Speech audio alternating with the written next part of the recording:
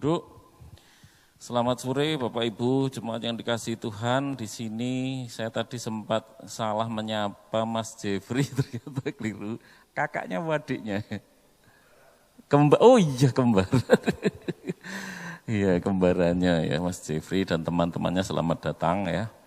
Mari kita membuka Alkitab kita dari Kisah Para Rasul pasal 4 ayat 12. Kita masih belajar lanjutan topik pagi ya. Penginjilan yang berpusat pada Kristus ya. Sore hari ini kita lebih ke subtema akibat kalau menginjili tetapi tidak berpusat pada Kristus. Ya, kita akan baca dahulu Kisah Para Rasul pasal 4 ayat 12. Dan keselamatan tidak ada di dalam siapapun juga selain di dalam Dia. Sebab di bawah kolong langit ini tidak ada nama lain yang diberikan kepada manusia yang olehnya kita dapat diselamatkan. Nah, Bapak Ibu, saudaraku yang dikasihi Tuhan, ada seorang pelukis namanya James McNeill Whistler. Ya, pelukis ini saudara-saudara diminta oleh seorang pejabat militer, karena pejabat militer ini pengen bangun di pangkalannya, di dalam pangkalan itu ada sungai dan harus ada jembatan yang dibangun. Pelukis ini suruh membuat desain gambar yang calon jembatannya nanti seperti apa yang bagus, tetapi juga terlihat asri gitu ya, ada tanaman-tanamannya, sungainya diapain biar nanti kalau jadi itu jembatannya bagus. Nah, akhirnya sang pelukis yang namanya James McNeill Whistler ini, saudara-saudara, dia mulai melukis jembatan, sungai, ada rumput, ada tanaman, ada pohonnya ya, bagus sekali dan hasilnya ditunjukkan pada komandan lagi. Ini Pak hasilnya. Nah, rupanya saudara Whistler ini, pelukis ini melukis dua anak mancing, ya seperti orang-orang sini ya, dari jembatan mancing di sungai. Lalu komandan ini berkata, singkirkan dua anak ini. Dari lukisan maksudnya. Baik, ya, akhirnya karena masih pakai pensil, ya dia hapus lagi, dipindah anak dua mancing tadi di sungainya sekarang, bukan di jembatannya. Mungkin fokusnya kan ini jembatan. Oke, di jembatannya tidak ada yang mancing. Yang mancing itu pindah ke sungainya, kecil di situ. Ditunjukkan lagi komandannya. Ini komandan, ini anak ini, dua anak ini harus dihilangkan. Loh, komandan kan maunya gambar jembatan toh. Kok ngurusi dua anak ini jadian? Anak ini harus dihilangkan gitu ya. Harus dihilangkan anak ini. Ya, padahal maksudnya anak orang mancing itu menunjukkan asri, alami. Jadi ada anak-anak, tentara itu biasanya ditakuti anak-anak, dimunculkan anak-anak supaya di pangkalan itu tidak menakutkan anak-anak gitu ya. Maksudnya seperti itu. Nah, orang-orang Kristen sekarang itu ingin, saudara, seperti komandan tadi, menginginkan bentuk Injil yang enak dan menyenangkan semua orang. Makanya sekarang saudara-saudaraku, makin lama itu kekristenan itu makin permisif, ya, inklusif, bukan eksklusif ya. Kalau dulu selamat itu hanya orang yang percaya Yesus. Sekarang mulai enggak, saudara. Orang teolog-teolog, saya sudah banyak ketemu teolog-teolog, saudara. Dosen yang ngajar pendeta-pendeta loh, saudara. Alirannya beda-beda, saudara. Dosen saya ada yang berkata begini, orang yang selamat itu tidak harus Kristen.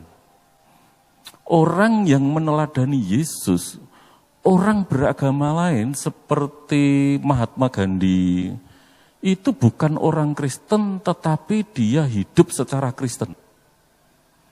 Jadi orang-orang semacam ini tidak mungkin dibuang ke neraka. Nah, ini yang saya sebut, saudara, Injil semau-maunya sendiri.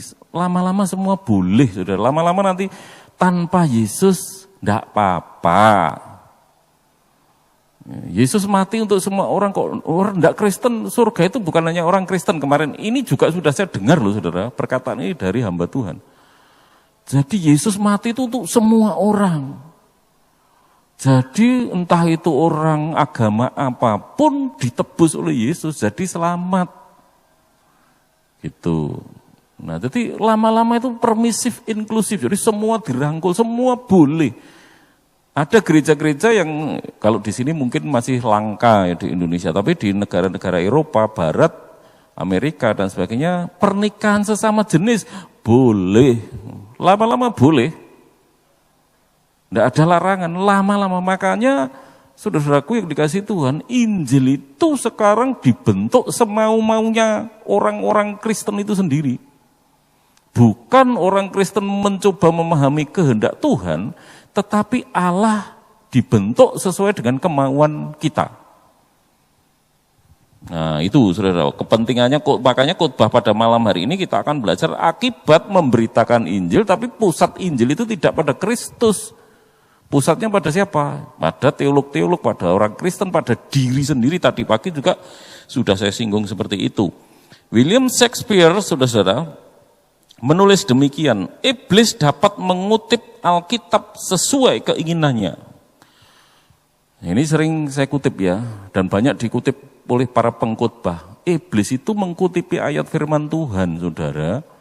Makanya saudara kalau mendengar firman Tuhan sekali lagi harus pilih-pilih channel, pilih-pilih pengkhotbah, karena iblis pun mengutipi ayat. Tidak semua kalau mengutip ayat Alkitab itu berarti khotbahnya benar, firman Tuhannya benar. Iblis mencoba Yesus itu mengutip ayat-ayat perjanjian lama. Bukankah ada tertulis? Bukankah ada tertulis? Iblis menggodai Adam dan Hawa juga mengutip firman Tuhan sedikit membelokkan. Ya.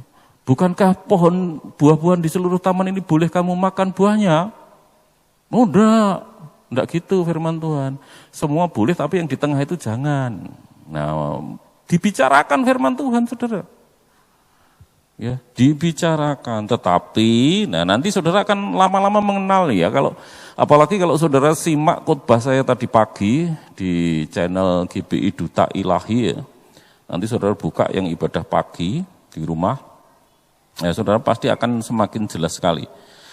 Saya kutipkan tulisan Bolan dan Niftrik, saudara-saudaraku yang dikasihi Tuhan ya. Bolan dan Niftrik berkata demikian, bahaya yang selalu mengancam adalah kepercayaan kepada Allah yang hidup kita gantikan dengan pengertian tentang Allah atau sesuatu pandangan tentang Allah. Artinya sebenarnya kita menganut suatu ilah yang adalah ciptaan pikiran atau kesalehan kita. Dengan kata lain, Kejadian 1 ayat 26, Kejadian 1 ayat 26 itu apa toh? Manusia itu diciptakan segambar dengan Allah. Tetapi bagi orang-orang Kristen sekarang, pengkhotbah sekarang dibalik. Kita putar balikkan dengan menciptakan ilah-ilah menurut gambar dan rupa kita. Jadi Allah itu sekarang dirubah, disesuaikan menurut kemauan kita. Makanya hasilnya apa? LGBT ya boleh. Tanpa Yesus ya tetap selamat. Ya. Padahal Yesus sudah berkata, akulah jalan kebenaran dan hidup. Ya, tidak seorang pun yang dapat datang kepada Bapa kalau tidak melalui aku. Markus 16 yang itu. Barang siapa percaya, dia akan diselamatkan. Barang siapa percaya. Banyak sekali ayat-ayat yang berbicara seperti itu, saudara-saudara, tetapi itu semua diabaikan. Ya. Karena apa? Karena firman Tuhan, Injil itu, Tuhan itu sekarang dibentuk sesuai dengan pikiran kita. Ya. Posisi menjadi terbalik, Allah yang harus menuruti kemauan kita. Alkitab harus disesuaikan dengan zaman kita. Injil harus disesuaikan dengan kondisi zaman, kata orang-orang yang meleset ini. Banyak loh saudara, banyak sekali. Makanya ajaran apalagi sekarang era keterbukaan ya, di YouTube itu saudara dapat dengar ajaran yang apa saja. Ya, tetapi kebanyakan yang menarik ya. Kebanyakan sekali lagi biasanya yang berbau motivasi. Tadi pagi sudah saya bahas tentang bagaimana saudara diberkati, bagaimana saudara disembuhkan. Bukan saya tidak percaya, sekali lagi saya percaya, saya mengalami kesembuhan, saya mengalami mujizat pemeliharaan. Tetapi bayangkan saudara kalau mimbar hanya diisi saudara diberkati, saudara disembuhkan, saudara diberkati, itu artinya Tuhan kita manfaatkan, kita mengikut Yesus demi kenyamanan kita.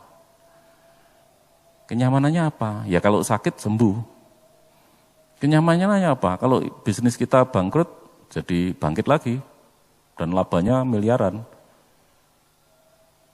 Nah jadi ikut Yesus, Yesus Allah itu ya, bukan kita melayani Tuhan, tapi Tuhan melayani kita, melayani kepentingan-kepentingan kita. Makanya banyak orang yang setelah mengikut Yesus akhirnya mundur. Zaman Yesus banyak murid-murid yang mundur. Tadi pagi sudah saya kutipkan Yohanes 6. Banyak murid yang mundur itu. Karena kecewa. Padahal mereka melihat mujizat loh saudara. Mereka mengalami mujizat. Makan 5 roti dan 2 ikan. Itu dimakan 5.000 orang laki-laki. Berarti banyak sekali yang makan itu. Tapi Yohanes 6 dikatakan apa? Ketika ajaran Yesus mulai terlihat keras, banyak yang mengundurkan diri. Apalagi ketika Yesus ditangkap, sudah mulai mundur semua. Kecuali Yohanes, Maria, dan beberapa wanita yang tetap berada di bawah salib Yesus. Yang lainnya lari ngacir, saudara-saudara. Karena apa? Karena tadi ya Tuhan itu digunakan untuk kesenangan kita, kenyamanan kita. Yesus padahal di dalam lagu-lagu rohani, lagu-lagu zaman dulu contohnya, Tuhanlah batu karangku. Yesus itu batu karang yang teguh, yang kokoh. Makanya Injil yang isinya tentang batu karang ini mesti Injil yang kuat. Makanya di dalam Roma Paulus berkata, Injil itu kekuatan Allah. Injil itu kekuatan Allah yang menyelamatkan karena kuat. Ya, karena Injil yang sejati itu fokusnya Kristus. Jadi batu karang itu. Tetapi oleh para pengkhotbah, para teolog, oleh orang-orang Kristen sekarang, Injil yang seharusnya berisi sekuat batu karang karena isinya adalah Yesus Kristus, batu karang zaman, sekarang menjadi Injil ilalang yang seturut tiupan arah angin. Kalau arah anginnya sekarang ini sedang toleransi, ya sudahlah Injil dikemas yang toleran, pluralisme. Jadi Injil ya sudah, tanpa Yesus tetap selamat. Mahatma Gandhi sekali lagi ya, itu bukan orang Kristen tetapi hidup secara Kristen. Jadi dia masuk surga walaupun dia tidak ke gereja. Tapi dia meneladani Yesus. Dan banyak orang-orang beragama lain yang tidak percaya Yesus tapi meneladani Yesus, hidup seperti Yesus, makanya dia tetap selamat. Nah, mulai diperlunak saudara. Karena apa? Trennya lagi tren pluralisme. Sekarang ini kan pemerintah sedang menyejukkan. Sebetulnya ajaran Kristen, saya itu ya sejuk loh saudara. Bukan saya berkhotbah seperti ini, saya ini pengkhotbah keras. Karena seringkali masalah waktu saya di FKUB ketika ada masalah-masalah konflik antar umat beragama, saya turun mendamaikan. Ya kadang-kadang ke kantornya MUI, kadang-kadang ke markas mereka. Saya tetap rukun.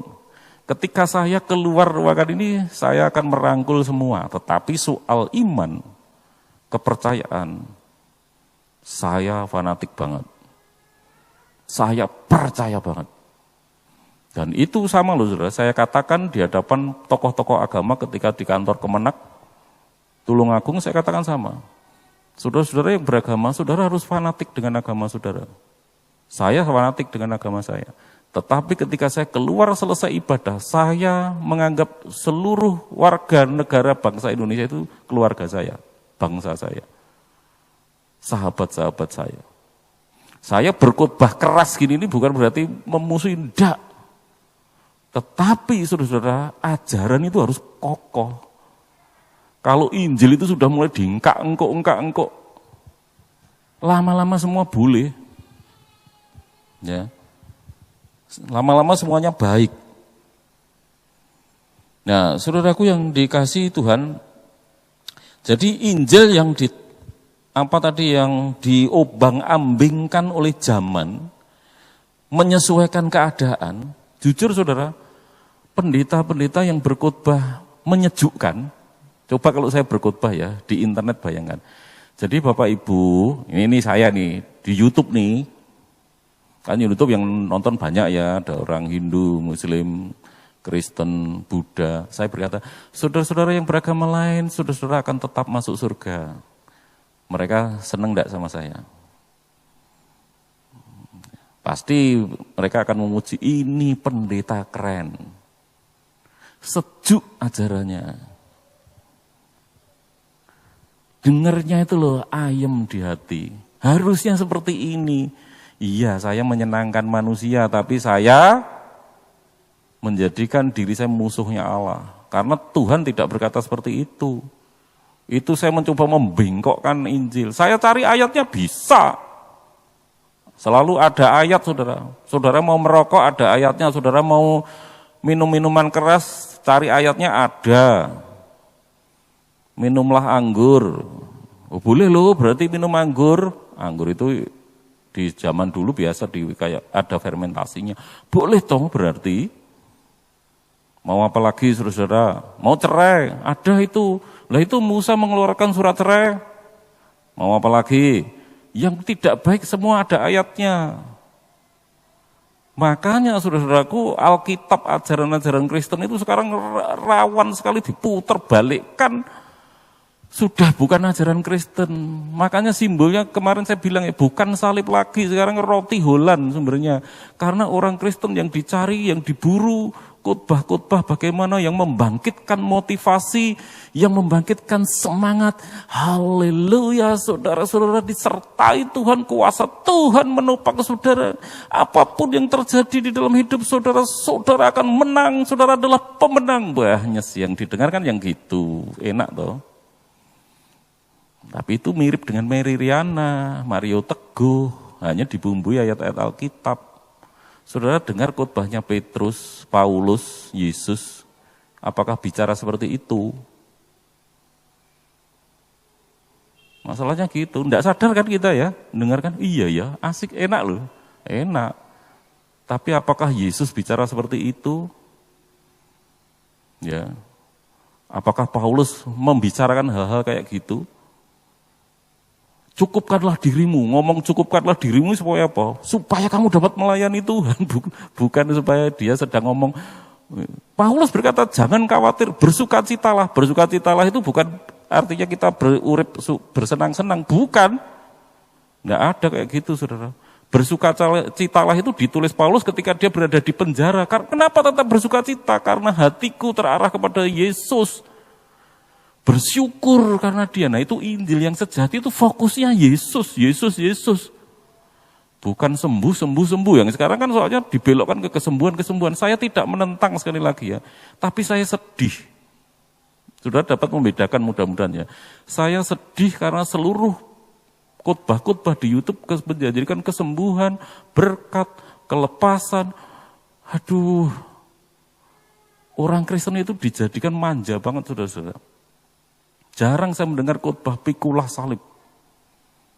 Siaplah menderita bagi Tuhan. Baktikan hidup saudara, talenta saudara, kemampuan saudara untuk melayani Tuhan. Jarang kita dengar gitu. Ya ada pengkhotbah-pengkhotbah itu nyinggung tentang hidup kudus, ada tapi kecil, sedikit porsinya sedikit. Bandingkan porsinya dengan Yesus. Paulus ketika bicara tentang kehidupan, saudara, tuntutan Yesus. Hai kamu ular beludak. Nikodemus, kalau kamu tidak lahir baru, kamu tidak akan memasuki kerajaan. Yesus itu lebih banyak mengajarkan ajaran-ajarannya keras. Ada hiburannya, ada, tapi tidak banyak. Jangan kamu khawatir, burung di udara dipelihara, nah itu hiburannya. Tetapi porsinya, saudara-saudara, ajaran yang saya itu lebih banyak berbicara tentang kehendak Tuhan. Bukan bagaimana menyenangkan pendengar. Nah, sekarang kita akan melihat apa yang terjadi kalau kita ini memberitakan Injil, tapi bukan berpusatnya pada Kristus, pusatnya pada orang. Mungkin bagi saudara yang belum mendengar khotbah saya pagi atau minggu lalu, mungkin saudara masih bingung. Maksudnya apa? Gini, saudara menginjili orang maksudnya begini. Yuk ikut Yesus yuk, karena ikut Yesus itu seneng loh. Ayo ikut Yesus, enak ikut Yesus itu. Apakah itu salah? Kemarin sudah saya bahas. Itu separuh benar. Ada benarnya. Tapi separuh benar itu berarti tidak benar. Karena cuma separuh benar. Ini yang saya maksud saudara, penginjilan yang tidak berfokus pada Yesus. Fokusnya pada diri kita manusia. Makanya di dalam ayat 12 tadi saya memilih ayat ini karena ayat ini tegas dan keselamatan tidak ada dalam siapapun selain dalam Dia. Ini penginjilan ini rasul-rasul itu sedang menginjili orang jemaat mulai-mulai kalau penginjilan yang dibicarakan tentang Yesus, keselamatan. Dari apa? Dari neraka. Bukan dari kebangkrutan, bukan dari penyakit. Ada kesembuhan, Paulus menyembuhkan banyak orang. Tapi di mana-mana yang diberitakan bukan, kalau saudara sakit, angkat tangan saudara ke layar. Saat ini saya akan mendoakan saudara. Yang sembuh ya pasti ada lah. Pasti ada. Tadi pagi sudah pernah saya sampaikan ya, saya dengan Bu Nini video callan waktu masih pacaran, Bu Nini di Malang.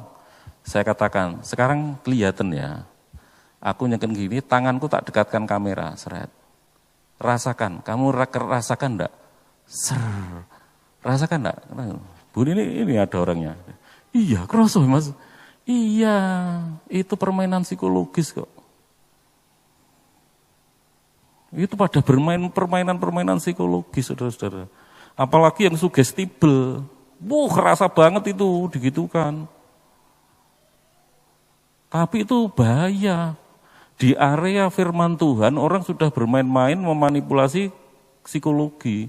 Orang banyak. Ya pasti ada yang, makanya saudara, yang batunya ponari itu loh, banyune ponari iso nambani saudara. Diminum, yakin sembuh ya sembuh, itu yang disebut sugesti. Bu, apakah Pak Tri tidak percaya kuasa Tuhan? Percaya. Saya sekali lagi ya, percaya, jangan salah paham. Tetapi kalau berita itu isinya kayak gitu terus, saya sedih gitu loh. Karena firman Tuhan tidak kayak gitu. Yesus itu ketika mengajar berfirman tidak kayak gitu, Paulus tidak kayak gitu. Lah mereka itu tiru-tiru siapa? Mary Riana, Mario Teguh, John Robert Power. Hanya dibubui ayat-ayat. Semua untuk menyenangkan saudara loh itu. Saudara dan saudara ya senang sisan, tambahan. Ya. Senang dibuai karena mendengar hal-hal yang memang saudara inginkan. Mike Yaconel ya, menulis demikian saudara. Tragedi dari iman modern ialah bahwa kita tidak lagi mampu merasakan ketakutan yang besar. Kita tidak takut pada Allah. Kita tidak takut pada Yesus. Kita tidak takut pada Roh Kudus. Akibatnya kita telah mengembangkan Injil yang berpusat pada kebutuhan untuk menarik perhatian ribuan orang. Tetapi tidak mengubahkan seorang pun. Patut disayangkan bahwa kita yang telah ditugaskan menyampaikan kabar baik yang menimbulkan rasa takut telah terobsesi untuk membuat kekristenan menjadi aman. Kita telah mencabut gigi dari harimau kebenaran. Kita telah menjinakkan sang singa dari Yehuda. Dan sekarang kekristenan begitu masuk akal, begitu mudah diterima, begitu nikmat. Nah, yang bicara bukan saya tok toh. Ini banyak penulis loh, yang tak kutipi sejak nanti saudara simak khotbah pagi, banyak penulis yang saudara prihatin. Ada teolog-teolog yang benar-benar terus setia pada firman Tuhan. Walaupun tidak tenar, mereka tidak tenar, viewersnya tidak banyak, lebih banyak mesti yang kesembuhan lah, mesti banyak itu karena siapa yang pengen tidak seneng sih didoakan gitu. Ya, prihatin sesungguhnya. Makanya kekristenan itu sekarang begitu nikmat. Orang Kristen sekarang makanya sak karpe dewe, saudara-saudara. Sudah hidupnya pedomannya bukan firman Tuhan. Pedomannya apa? Ya sakarepku. Karena apa? Injil itu bisa tak engkok-engkok sendiri. Saudara mau apa cari pandangan yang boleh menikah lagi? Ada. Kemarin kita PBI diskusi ya Pak Yati. Gereja yang mengajarkan boleh menikah dua ya ada. Lah itu loh Abraham istrinya dua. Mulai ada. Kalau ditanya alasannya mendalam, saudara. Ada sekarang yang ajarannya duit tunggal. Ada yang ajarannya nanti di surga itu ada pernikahan lagi. Tapi jodohnya yang memilihkan Tuhan itu di PBI kemarin kita diskusikan. Ajarannya makin aneh-aneh. Kalau saudara, bukan ini tanpa alasan, saudara. Mereka yang ngutipi ayat firman Tuhan. Pendeta-pendeta terkenal. Nanti ada nikah lagi lah, apa bedanya dengan saudara-saudara sepupu kita itu nanti naik surga bingung merawani bidadari 7. Lah wong Kristen saiki yang ning surga kawin juga wis komplit podo plek, makanya sekarang ndak ada bedanya sekarang wis. Sedih toh saudara. Lama-lama kekristenan itu sudah dibawa ndak jelas. Makanya gereja kita bersuara lantang, tetap bersuara lantang melalui streaming, saudara-saudaraku yang dikasih Tuhan. Tidak, kita tetap setia pada firman Tuhan. Ya. Pak Pur cerita ya, dulu ketika suka minuman keras, ya. Oh, dulu bosnya orang mabuk itu ya. Dia kemarin di PBI sempat cerita, saudara. Wong mabuk ini wis mabuk sudah melakukan wis ora jejeg, wis ndoyong. Gereja-gereja sekarang itu mabuk, terbuai apa? Terbuai berkat, kesembuhan kan yang nikmat-nikmat itu. Janji-janji surga. Ya, doa Yabes itulah doa kesayangannya. Padahal berkat bangsa Israel itu kamu keturunanmu akan menjadi berkat. Itu bukan bagi-bagi beras, jadi kaya raya bukan. Tetapi melalui Israel, melalui Yehuda akan lahir juru selamat yang menyelamatkan seluruh dunia. Itu disebut jadi berkat semua bangsa. Tapi itu dimaknai di orang-orang di bodoh itu seolah-olah berkat materi. Makanya nyanyi ini sampai melek merem, sampai nangis-nangis. Kiranya engkau memberkati aku. Yang seneng kan gak gitu. Mabuk sekarang orang Kristen. Gereja-gereja makanya kosong, saudara. Teler semua. Jemaat itu sudah teler. Melaku dia wis doyong. Orang doyong ini kan reso jejeg. Mabuk kita itu bukan karena apa. Mabuk karena kita selama ini terbuai dengan segala kenikmatan. Sudah dimanjakan dengan khotbah-khotbah yang nikmat. Janji-janji surga kayak narkoba ganja. Makanya agama adalah candu sampai Karmak bilang gitu. Karena pemimpin saudara dibuat janji-janji, buahnya akhirnya itu tidak realistis. Hidup saudara tidak akan seperti itu.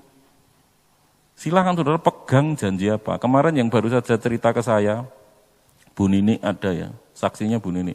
Saya kecewa sama Tuhan. Saya itu mengimani Mazmur 91.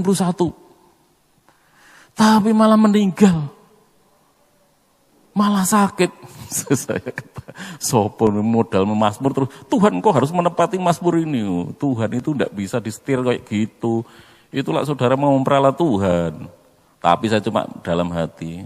Gitu itu kalau penerapan salah. Mengklaim. Ayat Alkitab itu sudah tertulis, saudara harus pelajari konteksnya. Itu perjanjian lama atau perjanjian baru. Kalau perjanjian lama nafsirkannya beda lagi. Karena perjanjian lama harus dilihat dari kacamata perjanjian baru. Tidak bisa langsung ditafsirkan, oh iya jelas ini jelas. Tidak gitu. Makanya walaupun ada yang ngeklaim, nangis saudara dia. Saya kecewa sekali sama Tuhan. Gitu ya Bu Nini ya. Padahal itu rohaniawan. Saya kecewa sama Tuhan. Saya geli. Makanya mbok saudara dengar khotbah-khotbah yang janjinya heboh-heboh.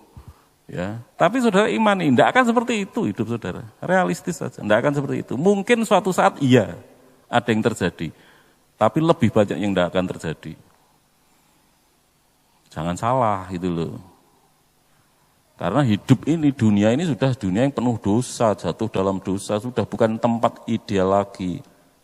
Ya, Allah tidak pernah berubah, namun gerejanya yang berubah. Allah dibuat lunak karena umatnya lagi mabuk tadi ya. Orang-orang Kristen yang diupload ya, sekarang coba kita jujur saja, kalau kita besok Selasa libur, nah Selasa libur ya, berapa banyak di antara saudara yang merencanakan akan doa puasa? Pas libur, enggak kerja, tak doa puasa, ini kesempatan aku berdua dengan Tuhan. Ada enggak yang merencanakan gitu? Selasa ya? Hah? Oh diundur Rabu, ya diundur Rabu lah. Pokoknya hari libur itulah. Kurang kerja saya. Nah, ada yang merencanakan enggak? Wah pas libur aku tak doa. Doa puasa itu, seharian aku akan di kamar. Pasti kan rencana kita, neng dia, liburan. Nah itu loh. Saya tidak menyalahkan saudara, kita semua, saya termasuk. Kita ini sudah orang Kristen yang memang jadi duniawi. Yang ada di dalam pikiran kita adalah bagaimana kita menyenangkan diri kita. Bukan lagi menyenangkan Tuhan. Kalau orang Kristen mula-mula menyenangkan Tuhan, betul saudara-saudara. Bolan dan Neftrik menulis demikian, saudara, bahwa manusia seakan-akan menurunkan Allah dari surga dan menganggap dia sebagai seorang yang kita kenal baik dan sudah menjadi seperti yang kita inginkan. Jadi Allah itu seperti yang kita inginkan, makanya apa? Akhirnya ya hidup kita, pedoman kita, patokan kita bukan firman Tuhan yang kita tafsirkan sendiri sesuai keinginan saya. Gitu. Nek saya enggak loh saudara, makanya saya sering ngutipi gini nih supaya saudara ngerti. Itu pikirannya Pak Tri sendiri enggak tahu. Teolog-teolog yang saya kutip itu saudara, teolog-teolog yang menggumuli firman Tuhan. Jadi pikiran-pikiran saya itu dicek juga oleh dengan para bapak-bapak gereja. Seperti itu enggak. Makanya saya sajikan ke saudara. Ini loh yang punya pikiran gini ini bukan saya tok. Ya. Tetapi banyak orang-orang teolog-teolog yang benar-benar lurus pegang firman Tuhan yang sedih prihatin. Ya. Monoteisme manusia bisa juga merupakan penyembahan kepada salah satu ilah ciptaan sendiri, itu kata Bolan dan Neftrik. Ya. Yang kedua saudara, terakhir ini sudah pendek, akibat kalau kita tidak memberitakan Injil yang berpusat pada Kristus tapi berpusat pada diri manusia adalah kita membuat kekristenan kembali seperti agama lainnya. Nah ayat 12 jelas ya, keselamatan itu hanya dalam Yesus. Tetapi tadi ya, kalau fokusnya pada manusia adalah bagaimana menyenangkan manusia, bagaimana menyenangkan saudara. Ayo ikut Yesus, bahagia kok, indah, menyenangkan. Tentang pikul salib, sangkal diri, saudara tidak sampaikan. Takut orang itu nanti takut. Ya, jadi yang disampaikan yang menyenangkan. Timotius Keller menulis demikian. Nah ini teolog lain lagi saudara. Tadi Bolan, Neftrik, ada siapa lagi tadi banyak ya. Sekarang Timotius Keller menulis demikian. Saya menunjukkan bahwa agama universal dari umat manusia ialah kita mencatat perbuatan-perbuatan kita yang baik dan menyerahkan daftarnya kepada Allah sehingga Allah berutang pada kita. Injil adalah Allah mencatat perbuatan-perbuatannya yang baik dan menyerahkan daftarnya kepada kita sehingga kita berutang kepadanya, itu yang benar. Ya, singkatnya mengatakan bahwa seorang yang baik dan bukan hanya orang Kristen sanggup menemukan Allah, berarti mengatakan bahwa perbuatan baik sudah cukup untuk menemukan Allah, itu yang salah. Namun pendekatan yang kelihatannya inklusif ini sebenarnya sangat eksklusif. Ia mengatakan orang-orang yang baik dapat menemukan Allah dan orang-orang yang jahat tidak.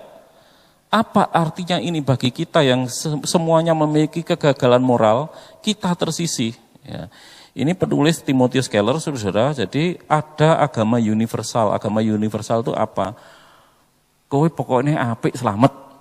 Nah itu agama universal. Wis agamamu apa saja, asal kamu hidupmu baik-baik, mesti selamat. Itu universal, agama universal.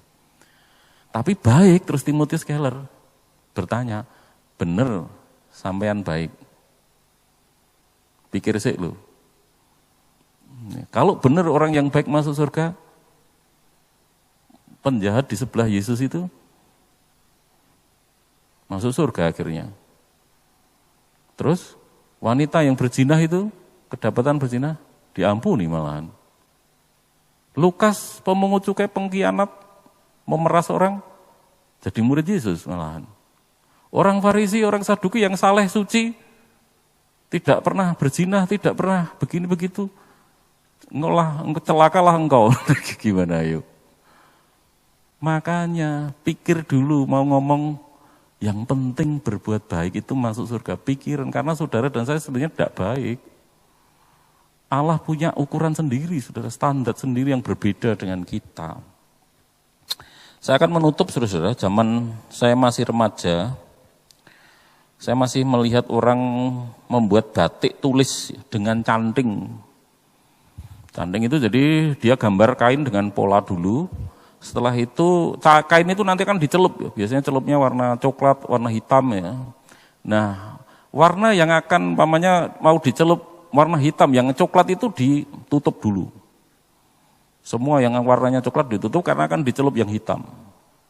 Nah, setelah dicelup yang hitam, polanya muncul, kering, dijemur, diprotoli dulu. Terus nanti yang hitam ditutup genti. Rumit banget, saudara.